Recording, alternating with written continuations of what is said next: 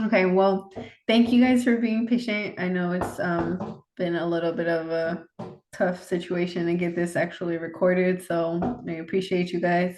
So today I'm gonna do a presentation for you guys on the Pixar film Coco, and I know that we've all seen it because I believe I've watched it with all of you. So okay. So here, I just have an intro, Coco, and I'm using one of the film's images directly from Pixar. Yeah. So Coco takes us on a journey with Miguel Rivera, a 12-year-old Mexican boy who loves music and dreams of becoming a famous musician like his idol, Ernesto de la Cruz, a guitarist and movie star inspired by real-life music legends such as Pedro Infante and Jorge Negrete. Miguel's family disapproves of music and anything involved in creating it. This musical disapproval pushes Miguel into an act of rebellion. And on the Day of the Dead, Miguel is accidentally sent into an underworld of buried family secrets. So, a little bit of the film's backstory is the film was released in 2017. It's based on an original idea by Lee Unkrich, who also directed the film along with co-director Adrian Molina. So the idea of the film originally came to Unkrich in 2010 after he directed Toy Story 3. The idea wasn't actually picked up by Pixar until 2016, and it was released in late 2017. It was released and distributed by Walt Disney. It has won 2 Oscars in 2018 for Best Animated Feature and Best Song. It also does have a number of other awards and praises for vocal performances, emotional storyline, and its respect and representation of Mexico. So the release of the film Coco tells the triumphant story of a Mexican family living happily in their hometown with a succeeding shoe business, proving opposite of the image being painted by politicians of Mexican American immigrants in the United States. Okay. And then, so on this slide here, I actually added an image of the Maine afterlife city, which inspired the afterlife in Coco. It's in Guanajuato, Mexico. It was originally chosen because of the bright colored terrace architecture and homes. It was very popular for its steep hillsides, and they really enjoyed the view of the hillside when it was lit up at night. So that ultimately they decided on this to be their model for their afterlife city.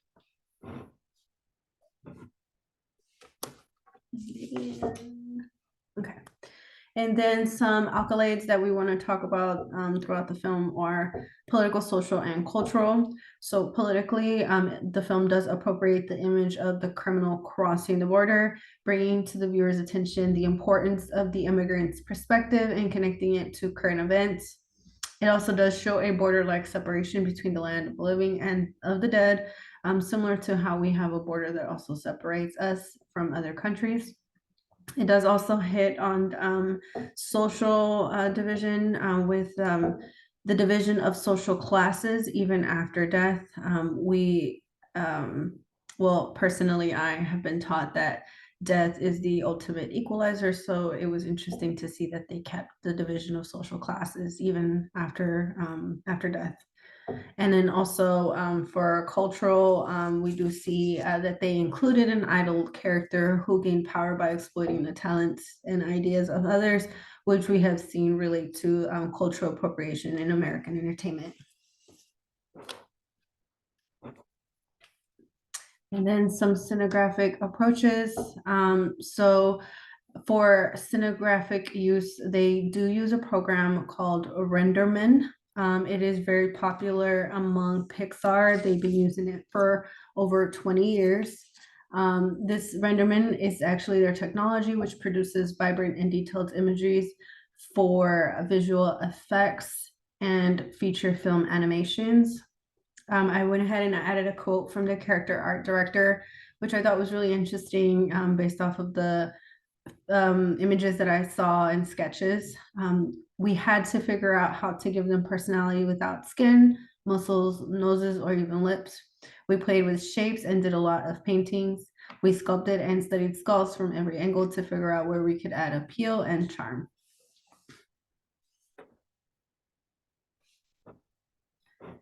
And so going into a little bit more detail about the Renderman API used to create this film. So the API does stand for Application Programming Interference, which is pretty much a software with its own distinct functions. During the film, it was used to create 29,000 lights in the train station scene, 18,000 lights in the cemetery scene, and 2,000 practical lights in the City of the Dead. It was also added 700 special point cloud lights, and when expanded, it was equivalent to 8.2 million lights. This same software has been, again, around for 20 years, so it has been used in a lot of other popular films, such as Finding Dory, The Incredibles, Soul, and Cars 3.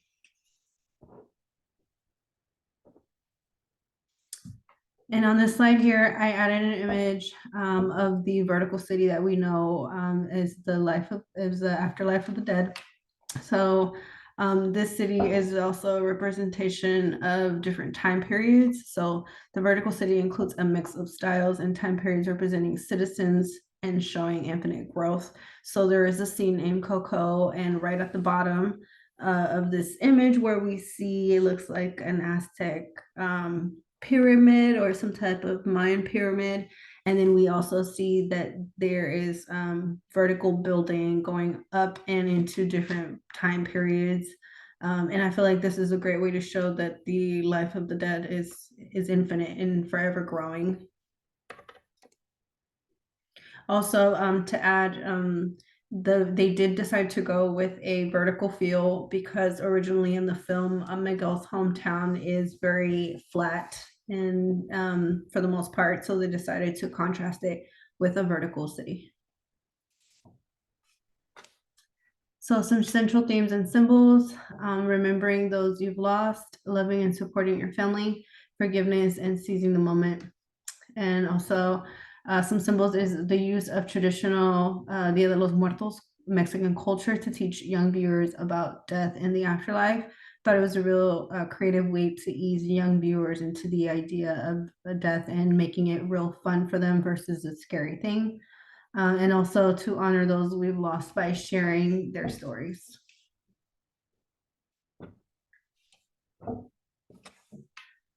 So main message and audience takeaways, friends are temporary, family is forever. We do see, I believe it's Hector, he has, he's backstabbed and he's taken advantage of, and, his music is stolen from him and things like that from someone who he thought was a friend.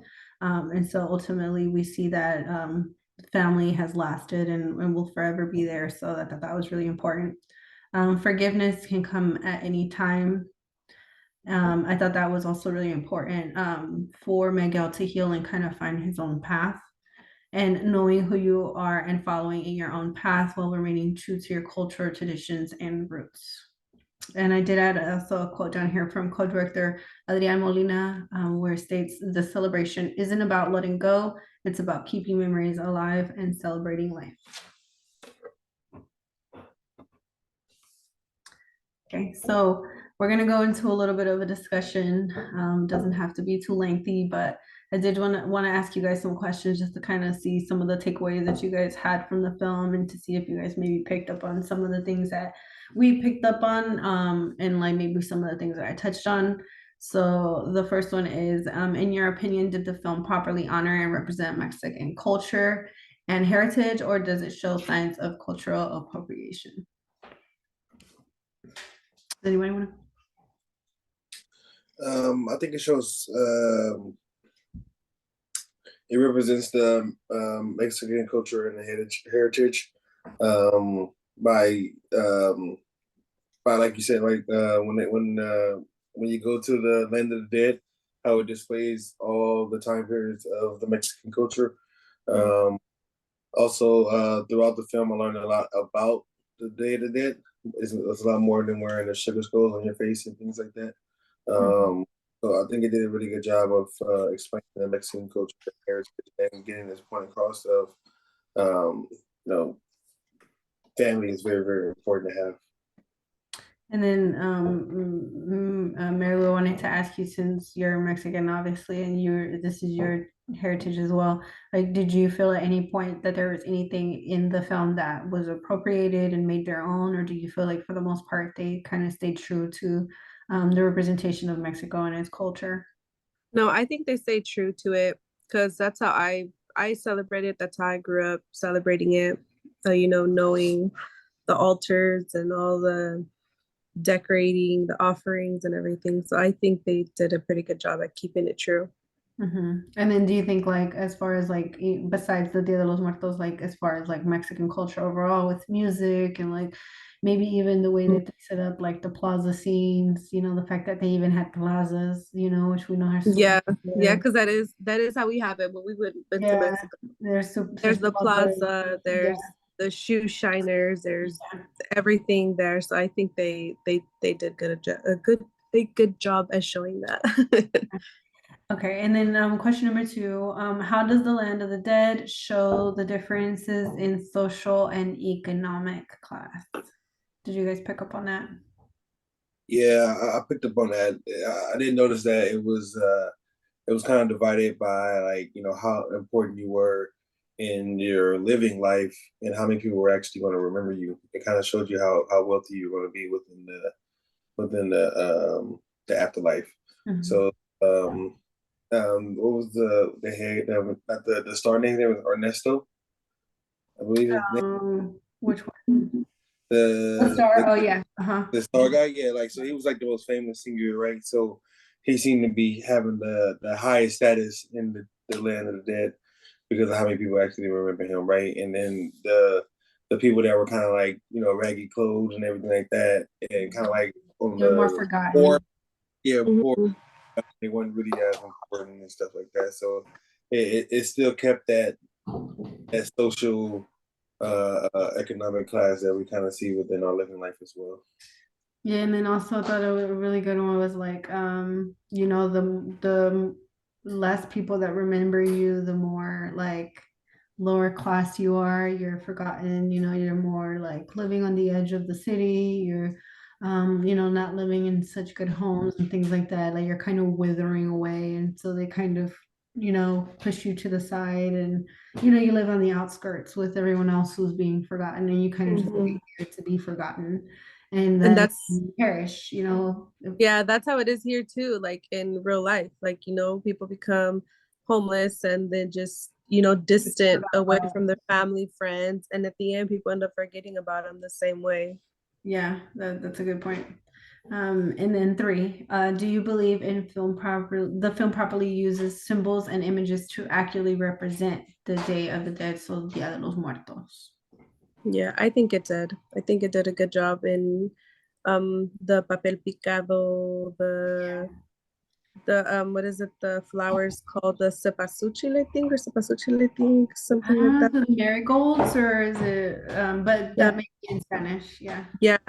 And then how Miguel's family had the altar with the offering, the mole and all the food. And Everyone's yeah, I think pictures. they did. Yeah, I think they did a good job at it. Yeah, I think I really appreciated all the color and all the vibrancy that they brought to it. I thought that it was also a really nice touch for them to add the marigold flowers as a symbol of like the border, and like a really good pathway for people to kind of travel between the land of the living and the land of the dead. Hmm. So I thought that was like a really good one as well. And then I just really like how they also like incorporated the respect and how they were able to like detail that with the cemetery scene, and how everyone was so detailed with it. And I don't know, I just felt like everyone's emotion, with the details that they put into the animation and things like that. Like I felt like it was real. Like it was like Hmm. a real emotion that they were showing. So I thought that they really did a Yeah. good job with that. And then question number four, how does the film show Miguel's personal growth in creating his own path? You want to go, Steph, or me? Um,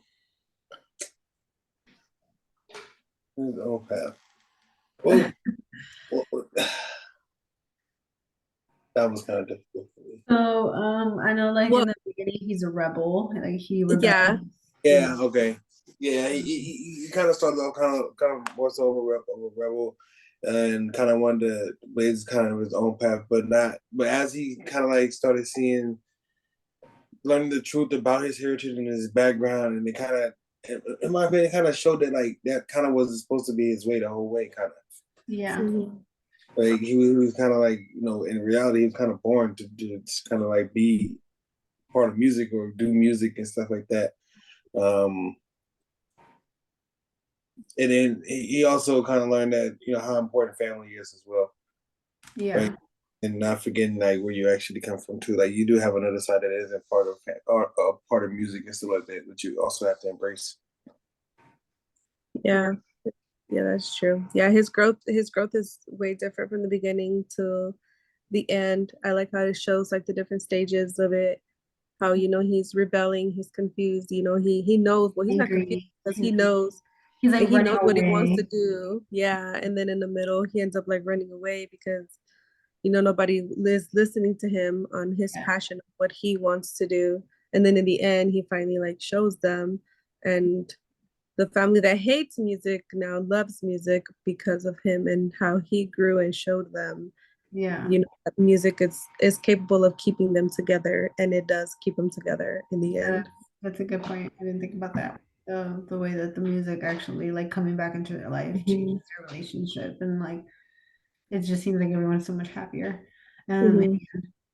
so question number five, how does the image of Miguel and his family contradict what was being said of Mexican immigrants in the US during the film's release?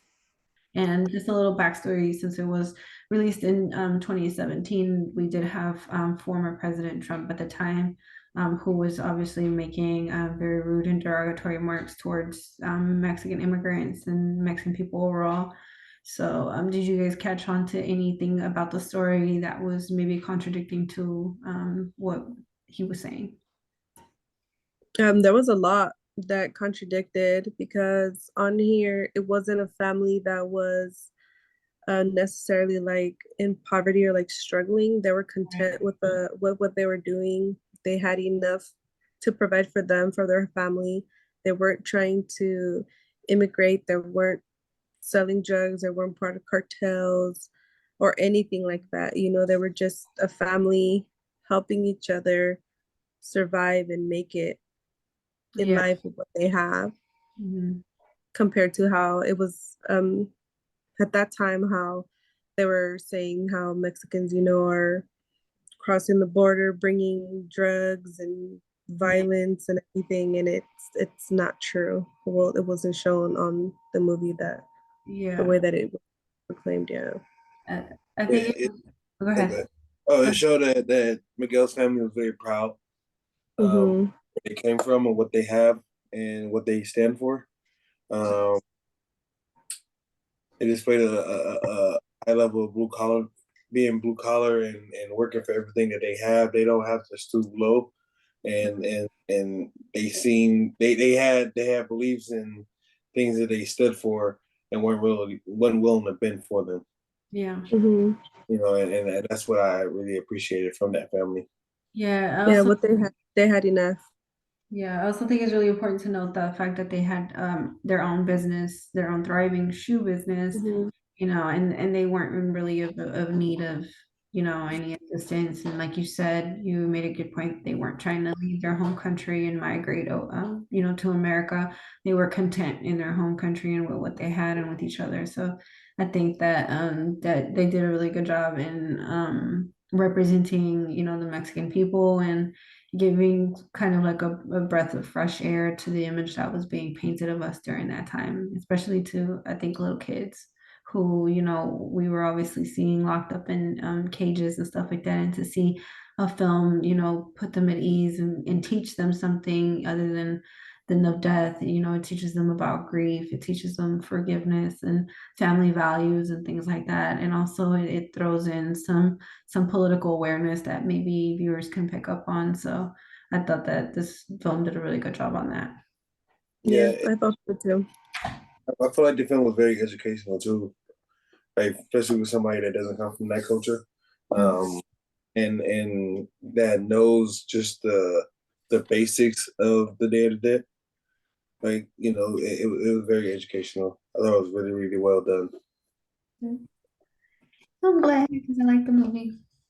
Okay, and then just the site here is my works cited, just some of the articles that I've read and took some of the information from on my slides and some of the back information that I was sharing with you guys throughout the slides, and that is it. So thank you guys for letting me borrow you guys for your time, and I appreciate your patience in trying to get it all recorded and stuff. Thank you. Thank you. Good job. Thanks.